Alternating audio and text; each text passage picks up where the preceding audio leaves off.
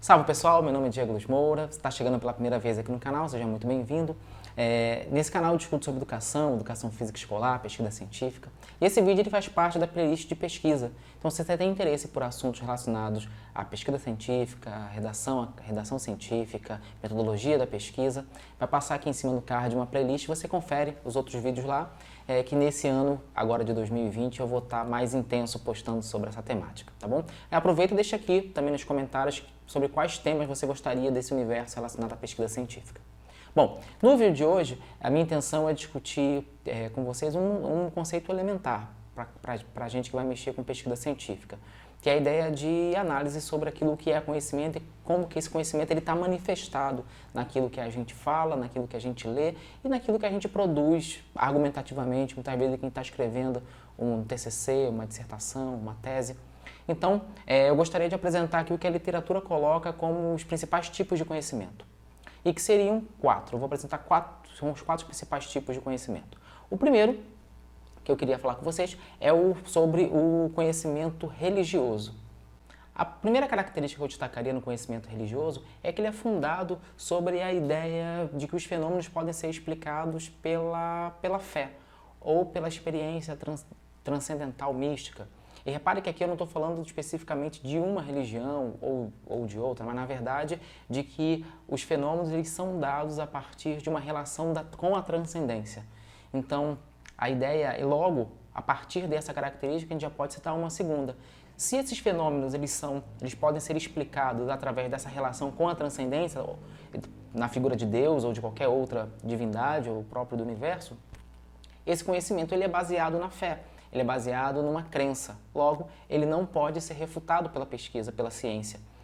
Então, a verdade ela é construída pela certeza da fé e não por evidência ou investigação científica.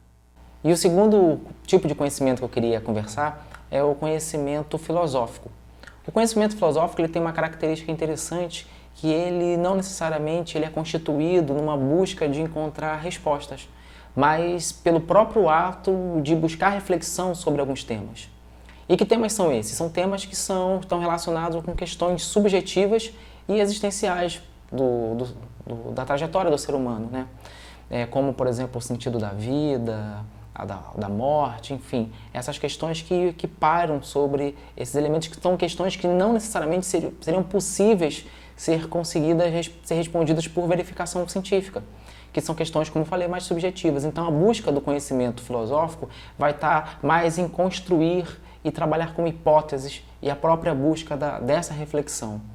Inclusive, se você a gente pegar, é muito comum as reflexões de muitos filósofos que apontam a própria ignorância como uma própria característica do ato de filosofar, como o tão falado, né, eu só sei que nada sei, né? Que é a ideia de tentar buscar cada vez mais e aproximar melhor de uma compreensão sobre essas questões. O terceiro tipo de conhecimento é o conhecimento do senso comum, alguns autores vão chamar de conhecimento empírico. E esse tipo de conhecimento, ele está relacionado com uma forma de entender o mundo que tem como uma das características ela ser passada de geração a geração.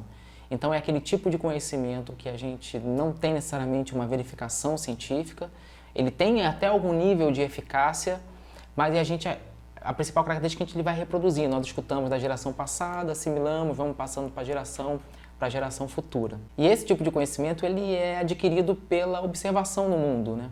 Então, para a gente pensar aqui alguns exemplos, né? É possível que quando em algum momento da vida a gente estivesse passando mal e alguma pessoa mandasse a gente tomar um chá disso, daquilo, talvez não soubesse quais são os princípios ativos ou como isso ocorre, ou tivesse acesso a estudos dessa eficácia, mas sabia que aquilo dava certo. Então, a partir dessa experiência específica, somado com essa carga geracional, né, do conhecimento que foi passado da geração passada, a gente acaba reproduzindo e a gente constitui um tipo de conhecimento também. E é interessante, só queria destacar, que quando a gente fala de conhecimento do senso comum, em alguns momentos a gente pode relacionar que é como se fosse um conhecimento que estivesse errado, mas não necessariamente. O conhecimento do senso comum, ele é construído com uma base empírica que é da observação da realidade. O que não há é um rigor metodológico, né? Então, muitas vezes há um nível de eficácia, há uma certa relação positiva, né, desse conhecimento, algo que funciona. É muito comum quando a gente conversa com surfistas. Surfistas, às vezes, não tem necessariamente o conhecimento de clima, de meteorologia, para poder afirmar se vai chover ou não, mas a partir de uma sensibilidade de observação daquele cotidiano, ele consegue fazer apontamentos que muitas vezes podem dar certo.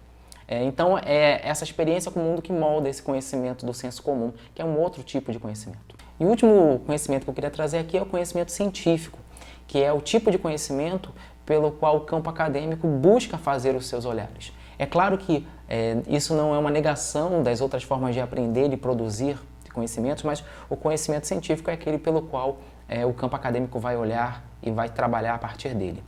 Bom, isso porque o conhecimento científico ele se baseia em experimentações para poder comprovar a veracidade dos fatos. Então, não basta apenas, como no senso comum, imaginarmos que alguma coisa dá certo porque ouvimos das gerações passadas. É necessário entender os mecanismos pelos quais a gente pode, de fato, afirmar que aquilo funciona. E, é claro, para fazer isso, vem uma segunda característica do conhecimento científico, que é a ideia de construir uma sistematização metodológica com rigor para que pudesse, de fato, dar veracidade àquele tipo de conhecimento. Agora tem uma coisa interessante para a gente marcar quando a gente fala do conhecimento científico, é que se por um lado ele tem essa busca pela veracidade dos fatos, por outro lado ele é movido pela dúvida.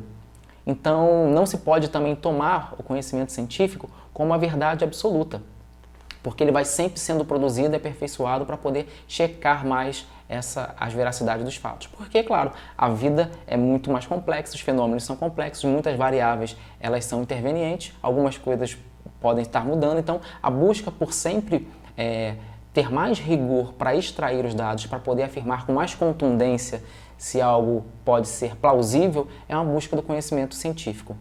Bom, e agora conhecendo um pouco dos diferentes tipos de conhecimento, a gente poderia pensar, mas qual é a vantagem de conhecer essas formas de aprender as coisas, o mundo? Bom, eu diria que o primeiro ponto importante é que a gente tem uma separação das coisas. Quando a gente entende os tipos de conhecimento, a gente está tentando entender a essência daquilo que está sendo produzido e não necessariamente o local de onde aquilo sai. Por que eu digo isso? Porque a gente não pode fazer uma relação muito estreita, como, por exemplo, que o conhecimento religioso é apenas o conhecimento que é produzido pelas pessoas que são clérigas ou estão no clero, padres, pastores, monges, etc.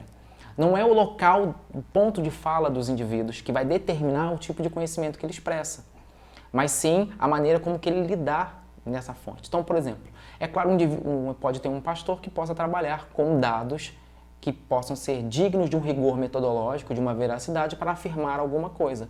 Então, ele mesmo estando na igreja, ele pode trabalhar sobre o prisma de algum aspecto específico com um argumento científico.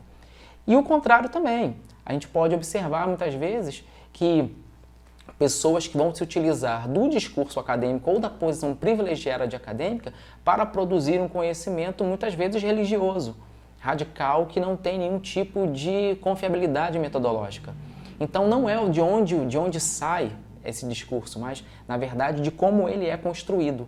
E entender isso permite que a gente possa ter um maior rigor naquilo que a gente lê e que a gente produz também. Então, quando a gente pega um texto para analisar, saber a maneira como que o autor está produzindo aquela afirmação, ou seja, aquilo ali, aquele tom dele está colocando de verdade, é um tom ideológico ou é a partir de um conhecimento religioso? E nesse momento a relação de divindade não pode ser necessariamente a Deus, mas pode ser a uma ideologia específica, ou ele está trazendo dados a partir de uma reflexão e um rigor metodológico. Ou ele está produzindo, ou essa questão que esse pesquisador está trazendo é uma questão muito subjetiva que não caberia uma reflexão metodológica e está fazendo um discurso mais filosófico. Ou em que medida a gente está usando a ciência para, no fundo, ratificar o senso comum e não produzir necessariamente um rigor metodológico para testar a veracidade dos fatos. Então repare que compreender o tipo de conhecimento vai permitir com que a gente melhore o nosso olhar crítico pelaquilo que a gente lê, pelaquilo que a gente fala e pelo aquilo que a gente escreve. Então, a partir dessas ideias, eu vou trabalhar nos próximos vídeos para quando a gente discutir um pouco sobre método, escrita científica, esses conhecimentos eles vão estar presentes. Então, Espero que eu tenha ajudado de alguma forma até aqui. Se você gostou desse vídeo, curte, compartilha, não esquece de se inscrever no canal e coloque aqui embaixo sugestões dos próximos vídeos. Agradeço a audiência até aqui e até o próximo vídeo.